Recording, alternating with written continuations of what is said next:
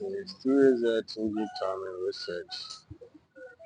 So if you have a timing rotard over or the revolution is not good, there are some things you have to check on Toyota timing. If it makes 1 GR or an inch, it may not able to function well. So this can happen to have a little bit of revolution, and you figure out there is a timing issue, so you are going to reset it. But diagnosing thing is more important. So we diagnose it and we figure out the bank one camshaft has an issue which may affect the VVT-i. So we want to recover and check out how we can able to pursue it.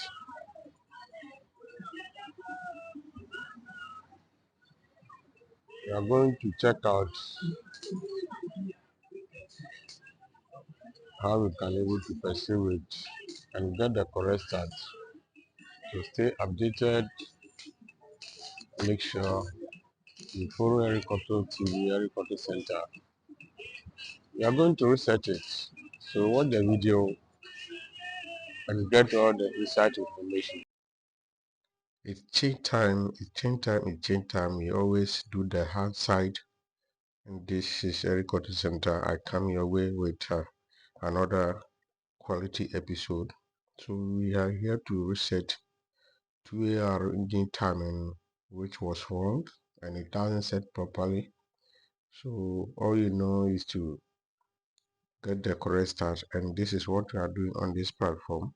So I will take you quickly to the engine timing. You can see 2AR FE, which is normal fit in Toyota Corolla, RAV4, Toyota Matrix, and other Toyota cars, which is a multi-engine that used to fix in multi cars.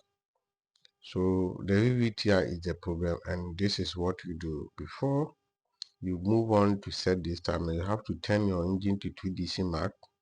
As you can see the three mark, you have 0, we have 5 and 10. So always make sure to use the 0 mark, which is the TDC, and top the center.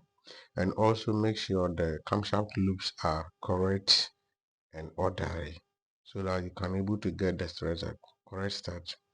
One mistake or one trigger of a marker will lead you to hard starting, and when any changes are made to this engine of a car, the ignition timing is adjusted accordingly. It's not if you could experience several problems with your engine with improper ignition timing like knocking, hard start, increased fuel usage, overheating, and reduced power. So this is what you are going to experience when your timing is not good. So we have set it for you, and make sure you always use the yellow marks because the yellow marks will guide you to arrange the timing alignment properly, and it is easy as. So we are here to make everything work for you perfectly. You can see at the down sprocket, always align it with the red mark. So make sure to use the required marks, both outside and inside marks, and you are good to go. That will enable you to set the top correctly. Subscribe to Eric Auto Center. All my subscribers, all my followers, follow me on Facebook, which is Eric Auto TV. Go and like the page and follow so that we can build a big community there. A lot of things are happening there.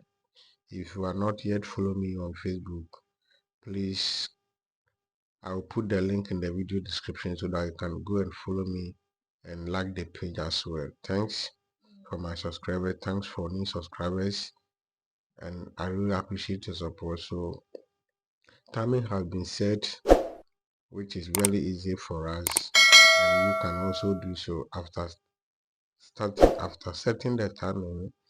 Make sure to check it correct that the piston number 1 is on TDC mark top dead center and the camshaft loops are correct so that you can able to redo or I mean, yes, get a return work, because fixing it and doing it but redo it back will also require you to do a double job, which is not good for mechanic, because we always learn to be a motive technician. We don't learn to be a mechanic. That's the philosophy. So as it indicates, this timing has been set correctly, and we are good to go.